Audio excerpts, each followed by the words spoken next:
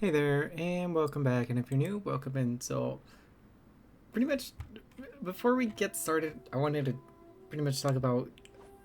Dude, I didn't even have time to process. Because I jumped from 80 to now 105 currently of the moment of recording, which honestly, I I really appreciate the support. Apologies. But, dude, honestly, I didn't think I was going to break 100 subs. But hey, the world's full of surprises. But let's just get right into the video, which is honestly, the video is just going to be me giving you a few reasons why you'd want to have Hu Tao as a pretty much why you'd want to get her.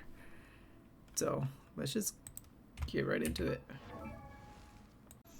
So then, when it comes to Hu Tao, pretty much her kit's pretty easy. You just gotta stack a lot of HP and a good amount of Elemental Master, or EM, technically. And that's pretty much about it. So, well, and obviously crit rate and crit damage. But first, let's go with the weapon options. For the weapons, pretty much Staff of Homa is by far her best weapon in slot. But let's say you don't have the Staff of Homa, we can end up going with Scarlet Sands, which honestly, it's a pretty good replacement in my opinion. But let's say you don't have the Scarlet Sands, chances are you might have a Primordial Jade lying around. If not, then alright, let's say you don't have either of those three. Another good option could be pretty much a death match. Is also another good option, which is a Battle Pass weapon. I have yet to see what the new Battle Pass Lance is capable of doing, because I have yet to get it. Chances are I'm probably not going to be getting it anytime soon.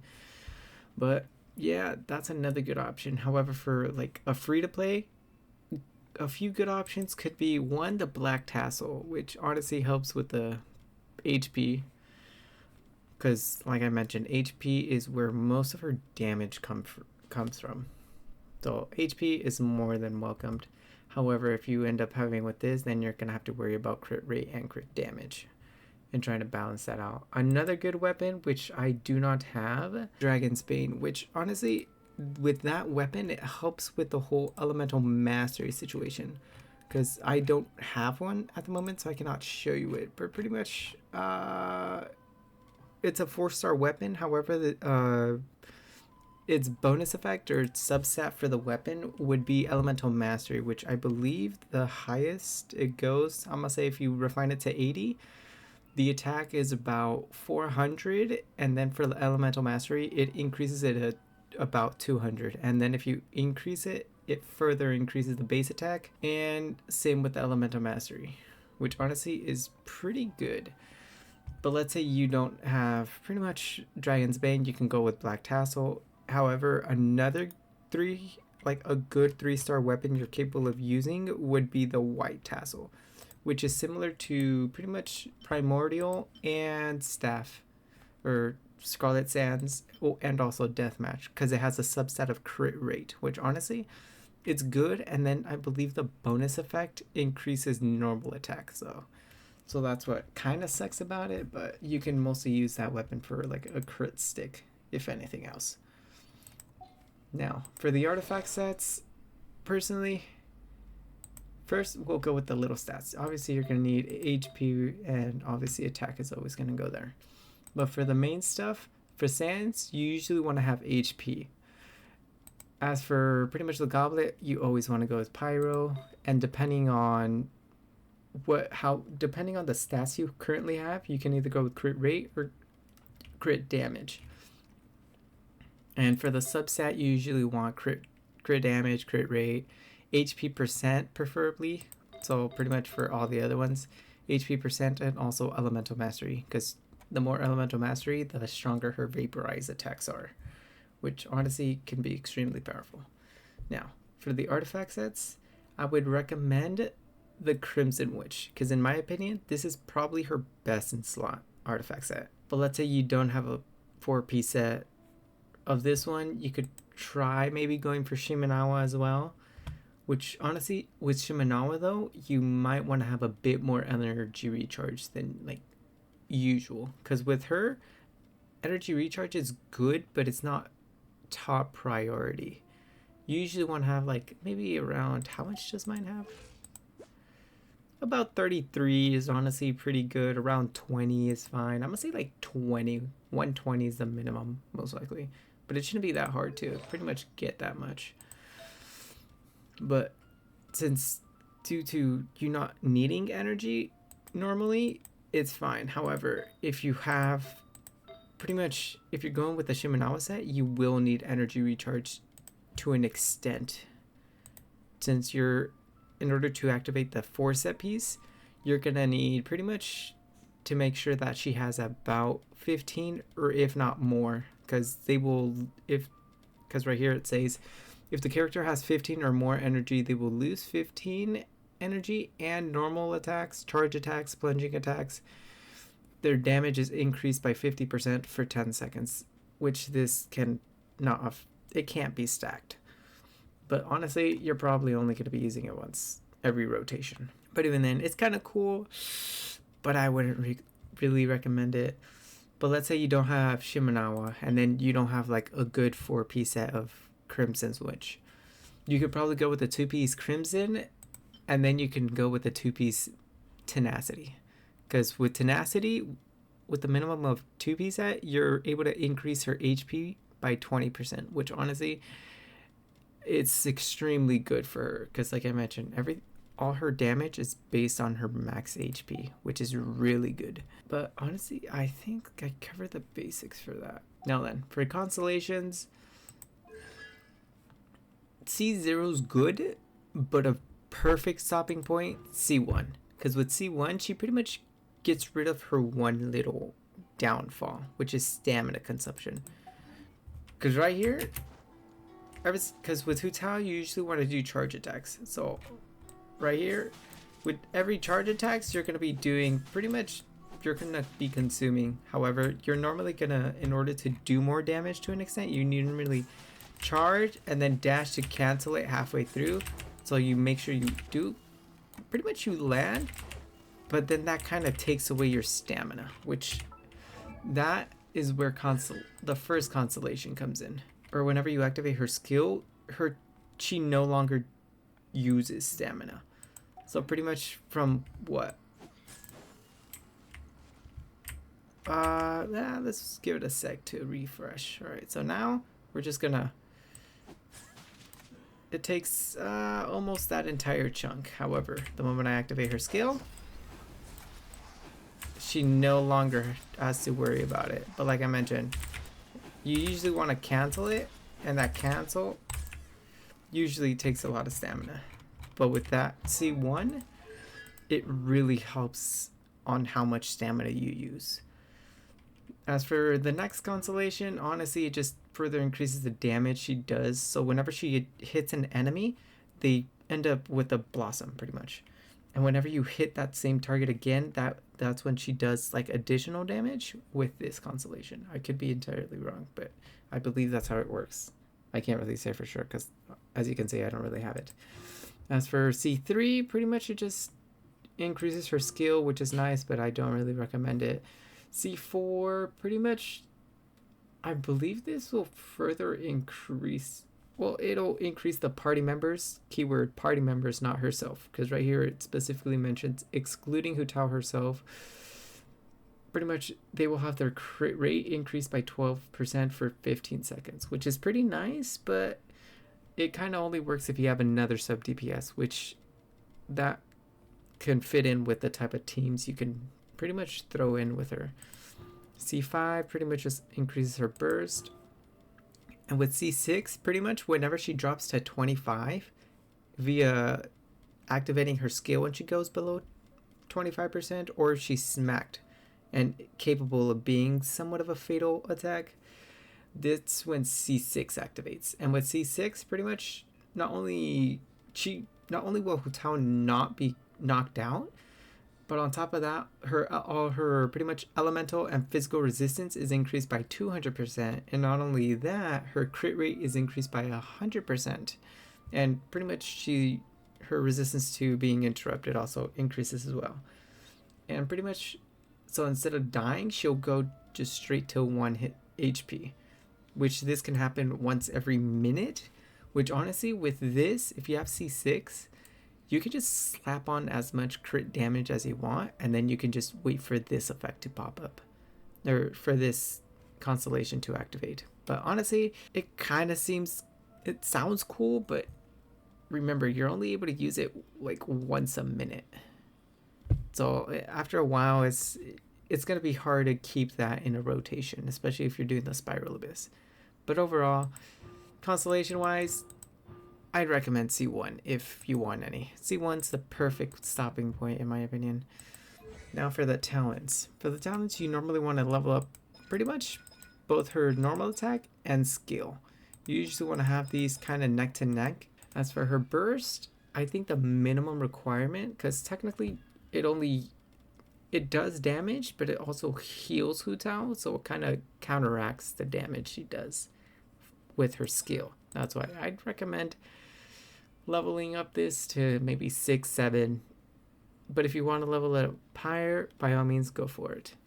Now then, pretty much Flutterby is somewhat similar to one of her constellations. However, this only lasts for 8 seconds, which the effects are the same. After pretty much her skill ends, that's when pretty much this passive activates, and everyone in the team, their crit rate is increased by, well, everyone excluding Hu Tao, I should say. Their crit rate is increased by 12% for 8 seconds, which is pretty cool, but like I mentioned, it also depends on what type of teammates you throw in with her. Now then, for this second one, pretty much whenever Hu Tao is below 50% of her maximum HP, or just HP in general, her pretty much pyro damage is increased by 33%, which honestly, extremely good. Since what you usually want to have her with low HP, and let's say you have Staff of Homa, whenever her HP is below 50%, her attack is also increased from pretty much 1% of her maximum HP. But even then, this little somewhat passive skill and her own passive skill are able to stack with each other, which is one of the main reasons why Staff of Homa is pretty much her best in slot weapon. And then the last one, she just has an 18% chance of cooking a suspicious dish. So, yeah. Because what? Right now, my Hu Tao is at, what? 33,884, 1,726, 962. Elemental Mastery is 89. Honestly, I've been wanting to raise that, but my artifact luck has not been the same. As for the crit ratio, I have 53.2 over 271.9. Elemental Mastery, we got 133. And due to the pretty much her passive, she currently has 94.6 for an additional pyro damage. So for now, let's see, her HP is at 33k, and her attack is at 1,700 or 1,700 pretty much. So whenever I activate her skill, which is now, her attack went from 1,700 to now 3,800, so 3,845, which honestly is really good, especially if you have a slightly higher EM compared to mine, which honestly is really good. Now then, as for her teammates, Zhongli, by far the best shielder in the game, which is honestly her partner in crime. Because what, these three specifically are like a trio made in heaven for vaporized teams. Because what, obviously, Hu Tao's pyro application is one of the strongest in the games. If I remember correctly, I could be wrong, especially with her skill. And then Xing Xiu is one of the few characters that are able to pretty much keep up with her, which honestly is really good, especially since what, her charge attacks work with his burst, which is honestly really good. However, another character you can use aside from these characters, but we'll go back to Zhongli right now real quick. Sorry. For Zhongli, you usually want a shielder, which right now I'm using Zhongli. But if you don't have Zhongli, you can go with Noelle, which honestly, in my opinion, is another good unit. Because especially with one of her talents, which is Devotion. So the moment a a character in the party drops that's currently on the field drops by below 30%, they automatically get a shield that is capable of absorbing damage equal to 400% of Noelle's defense. Which honestly, this is like a safety cushion just in case her elemental skill is still not off cooldown. Which is why, in my opinion, Noelle's really good. As for other shielders, technically you have, where are they? Beto, but it's only for her burst. But with that, it's going to be kind of hard because you usually want to slap a lot of energy recharge. There's Yan Fei, who's pretty good, but then you'd have to mostly go Razor to be just a pure shielder. Other characters, there's Candace, but then she kind of takes time on the field, so I wouldn't really recommend. There's Toma, but his shield tends to be somewhat lacking majority of the time. And unfortunately, Xinyan is probably the weakest shielder that's pretty much capable of giving their own party, which kind of sucks, but that's just how it is. Another shielder, which I think Kave has a shield, but I could be wrong. However, Kirara is another character that's able to do a shield, but then again, chances are you might be burning yourself due to being covered by Dendro. So I wouldn't really recommend it with Hu Tao, since with Hu Tao you usually want to have her below 70 or like 70-ish%. So a good team usually want a Hydra Applicator, which honestly, Xingqiu by far the best character you can probably have. Another character you can probably use is Yelan, which honestly, I'm about to add her right now to the party. Another character you can use is maybe Sucrose to Swirl Pyro and reduce the resistance to Pyro. There's also Kazuha too, which with him, he increases their elemental mastery, which kind of helps with my whole little vaporize problem. But personally, I would recommend a double Hydro. But for now, let's go back. So as you saw, pretty much her damage increased from 1,700 to around 3,800. But that's with her current HP, which is 33. Let me just, there we go, 33,884. But now when we add Yelan, which is another reason why I like her, is she has a little passive, which is, I think it's this one?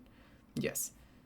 Turn control. So for every different element that there's in the team, it further increases their not elemental mastery. It further increases their maximum HP. So with Hu Tao, technically, let's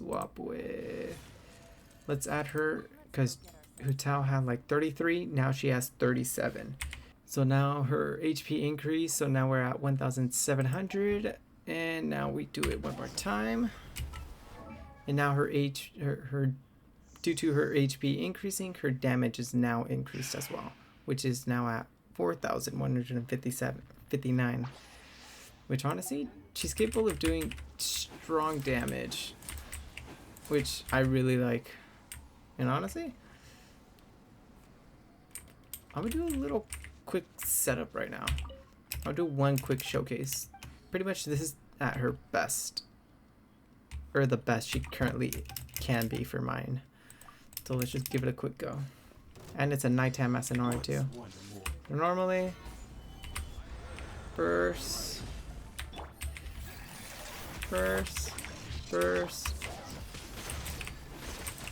I saw like a 70 something, 40. I think I saw a 90. I could be wrong though. I think it should activate for one more. Never mind.